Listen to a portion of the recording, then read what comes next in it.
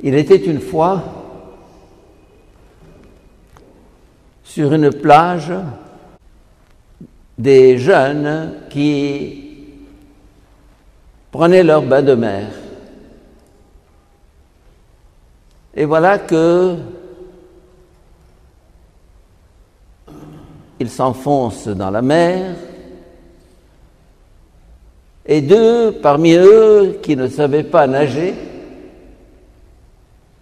étaient en train de se noyer. Ils font des signes désespérés, et voilà que un homme costaud, maître nageur, voyant ça, se précipite à l'eau et les ramène à la plage à moitié évanouis. Puis, il quitte la plage et disparaît.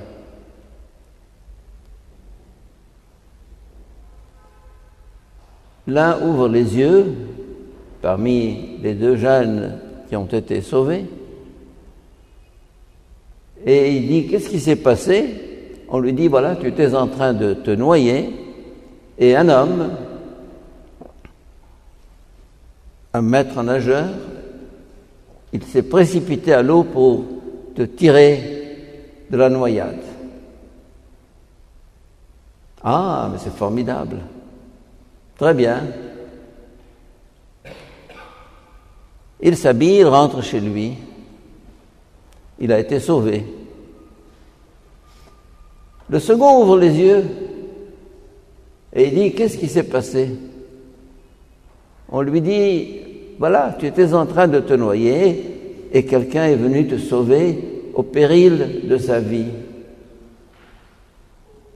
Il dit « C'est qui ?» On lui dit « On ne sait pas. » On ne sait pas, mais moi je veux le voir, je veux le connaître, je veux savoir c'est qui. On lui dit voilà, il a pris cette rue, il est, je ne sais pas, il est parti là. Alors, le jeune qui a été sauvé se précipite dans la rue, court, demande et finit par trouver celui qui l'a sauvé dans un café. Il lui dit « C'est vous qui m'avez sauvé ?» Il lui dit « Oui, c'est moi. »« Ah, qui vous êtes? Je veux vous connaître. Venez avec moi. Restons ensemble, bavardons. Dites-moi qui vous êtes. » Et le maître nageur lui dit, voilà, je suis un homme qui a fait des exercices de nage et je suis maître nageur. Où est-ce que tu habites? Viens, je veux te connaître, je veux rester avec toi. Je veux savoir vraiment qui tu es. Cette histoire signifie que les deux jeunes ont été sauvés de la noyade, c'est juste. Par le même bonhomme, c'est juste.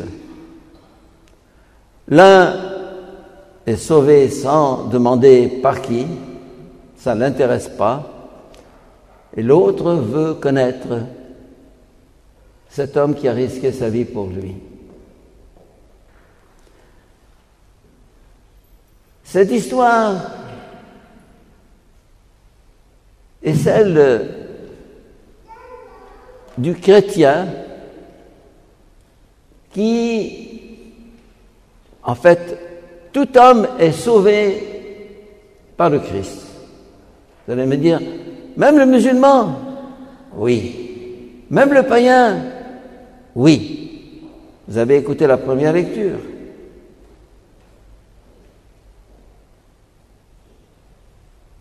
Il nous a tous, dans sa bonté, sauvés par le Christ Jésus. Ce don de Dieu, gratuit. Certains ne savent pas qui est Jésus. Certains ne le reconnaissent pas ou ne le connaissent pas. Et ça ne les intéresse pas de savoir qui les a sauvés. Le chrétien, par contre, découvre cet homme qui a risqué sa vie, et dans le cas du Christ, qui a donné sa vie, parce qu'il en est mort, pour le sauver. Ça, c'est ce qu'on appelle la foi. La foi, c'est la découverte émerveillée du salut qui nous vient par Jésus-Christ, qui vient à tout le monde. Mais certains ont la chance de le connaître, de le découvrir et de rester avec lui, un peu comme ce qui s'est passé avec le deuxième jeune homme. Quand je dis nous sommes tous sauvés, vous allez me dire, et le chrétien, quel avantage a-t-il? Nous sommes sauvés, nous les chrétiens, nous les catholiques, nous les orthodoxes, nous les croyants.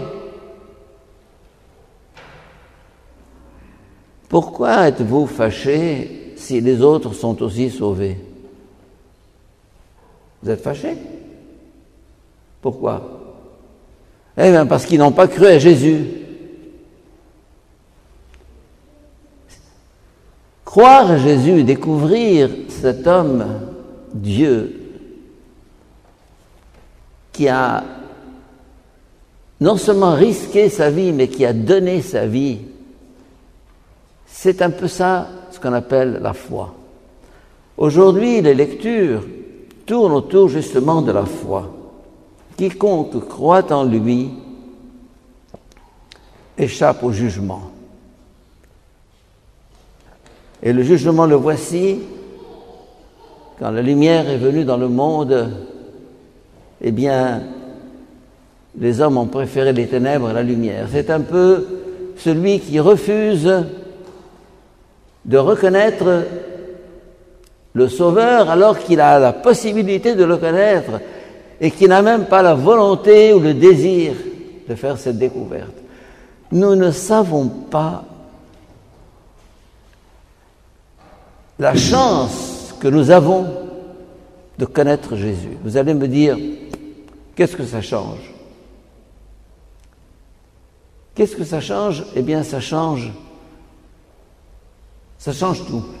Et pour compléter mon histoire, je vais vous en raconter une autre qui va dans le même sens. Un roi avait 2 enfants jumeaux.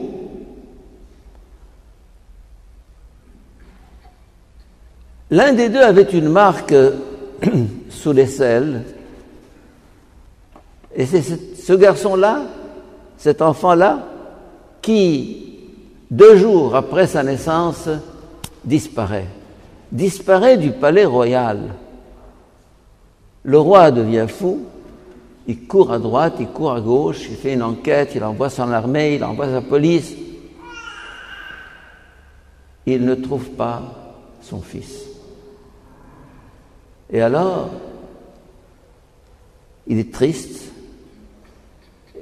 Et l'autre, son jumeau, vit dans le palais jusqu'au jour où, au bout de 15 ans, quelqu'un, un inconnu, a remarqué la ressemblance entre ce jeune adolescent qu'il avait adopté et le fils du roi. Il le prend par la main, il lui dit, viens. Il dit, où? On va aller voir le roi. Le roi? Oui. Parce que je crois que tu es son fils. Je crois que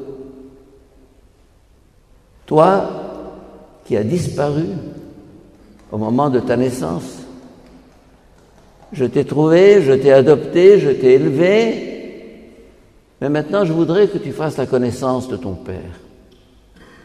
Il va au palais et le roi lui dit « Qu'est-ce que c'est ?» Il dit « Voilà, tu vois ce garçon ? Tu vois la ressemblance avec l'autre, ton fils ?» Il dit « Oui, c'est son sosie. »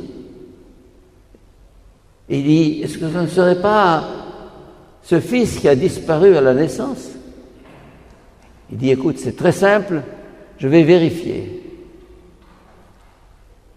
Il lui dit « Enlève ta chemise, soulève le bras, et il voit effectivement la tache sous l'aisselle. Mon fils, mon enfant, depuis 15 ans que je te cherche, depuis 15 ans que je souffre. » Et il lui dit maintenant, viens au palais, quitte ta chaumière, quitte ta misère, viens vivre avec moi. Qu'est-ce qui s'est passé ? Eh bien, le premier était fils de roi, le second était fils de roi. Eh bien, quand le second a découvert son père et qu'il s'est installé dans le palais, sa vie a été transformée. Ce n'est plus un apatride, ce n'est plus un orphelin. Papa, assieds-toi à table. Voilà. Là encore, les deux histoires que je viens de raconter se rejoignent.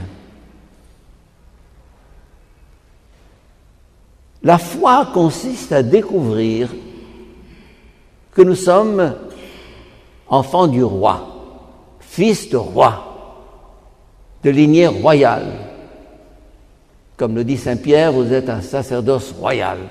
J'ai du sang divin qui coule dans mes veines. Alors il ne s'agit pas de savoir qui est enfant de Dieu et qui n'est pas enfant de Dieu, parce que les deux étaient enfants de Dieu. Mais l'un ne le savait pas, ne le vivait pas, parce qu'il était perdu, volé, disparu, et l'autre était tous les jours avec son père, vivre la vie de famille dans le château. Alors quand l'autre revient, ça change tout. Ça change quoi ? Ça fait de lui un fils de roi ? Non, il l'était déjà. Mais il ne le savait pas. Et il ne le vivait pas. Et voilà que tout à coup, il vit au palais, il partage la table du roi et il découvre son frère et c'est l'éblouissement, la joie. Je pose cette question aujourd'hui. Avons-nous découvert ce que nous sommes et qui nous sommes ? Avons-nous découvert que nous sommes frères de ce jumeau, fils de roi ? Avons-nous découvert que moi aussi je suis son frère, je suis son jumeau ? Et cette découverte crée une relation avec le roi qui n'existait pas. Il ne suffit pas d'être fils de roi, il s'agit de vivre dans le palais, de connaître ce visage du père, ce visage du frère, et la vie en est complètement bouleversée. Cette foi dont il est question aujourd'hui dans les lectures, spécialement la première,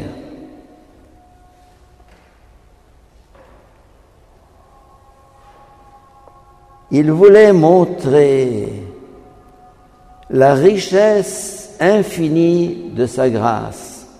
C'est bien par la grâce que vous êtes sauvés, parce que vous avez la foi. La grâce, c'est quoi? La grâce, c'est le don gratuit de Dieu où il n'y a rien à payer. Cet enfant qui est retourné au palais,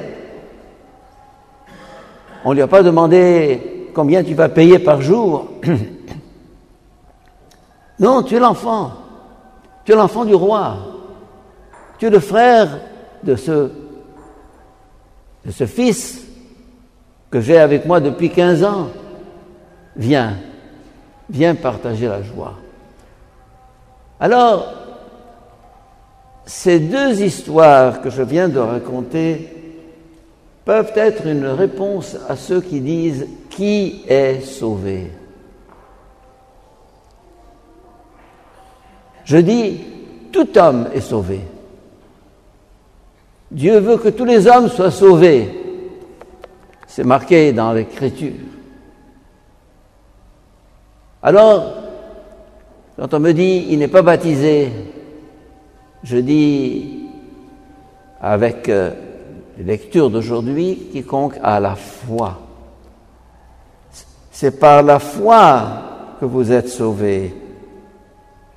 Cela ne vient pas de vous, c'est le don de Dieu. Quelquefois, nous avons la prétention d'être meilleurs que les autres. C'est peut-être le cas pour tel ou tel. Mais on trouve des non-croyants, des athées, des musulmans bien meilleurs que des chrétiens. Alors on dit, eux ils n'entrent pas au ciel, mais nous y entrons. Pourquoi? Eh bien non. Eh bien non. La porte est ouverte à tous. Tout le monde est invité. Je peux refuser, bien sûr. Mais si j'accepte, à ce moment-là, j'entre dans une intimité avec Dieu qui est complètement différente. Quand vous prierez, vous direz « Notre Père, notre Père ». Eh bien, ce garçon qui était perdu dans la nature, qui vivait dans une chaumière, tout à coup peut regarder le roi en face et lui dire « Papa ». La foi, c'est ça. C'est découvrir cet amour fou dont nous sommes aimés. C'est découvrir que nous sommes fils de roi. C'est découvrir que nous sommes enfants de Dieu. C'est découvrir que toute la richesse de Dieu est à nous. Tout ce qui est à moi est à toi. Là encore, c'est l'Évangile qui le dit, dans la parabole de l'enfant prodigue. Tout ce qui est à moi est à toi. Ce sentiment d'être fils de Dieu, héritier, frère du Christ, élevé au plus haut niveau, fait que nous voudrions communiquer cela. Qu'est-ce qui manque aux musulmans pour être sauvés? Rien, il est sauvé. Et alors, je lui révèle l'Évangile. Il y a un livre d'une convertie pakistanaise qui s'appelle Bilqis Sheikh, qui a publié un livre intitulé « J'ai osé l'appeler Père ». C'était une musulmane. Dieu c'est le très haut, Dieu c'est le très grand, Dieu c'est le créateur, Dieu c'est le tout-puissant. Et puis tout à coup, elle découvre que ce tout-puissant, que ce très haut, que ce créateur, c'est son Père. Et elle raconte dans ce petit livre que j'ai chez moi cette conversion bouleversante, cette découverte émerveillée qu'elle est enfant de Dieu, qu'elle n'est pas simplement une esclave, abd, qu'elle est enfant. Et donc héritier, comme dit saint Paul. Héritier, ça veut dire que, là encore, tout ce qui est à moi est à toi. Et c'est ça qui nous donne cette audace de demander dans la prière n'importe quoi, l'impossible. Demandez l'impossible à Dieu, il vous le donnera. Et là, ça donne un sentiment de paix, de joie, de sécurité. La foi est cette découverte émerveillée que Dieu est Père et que Jésus est notre frère et que nous sommes les héritiers de ce Père des cieux et que nous pouvons l'appeler à notre tour Père, Papa.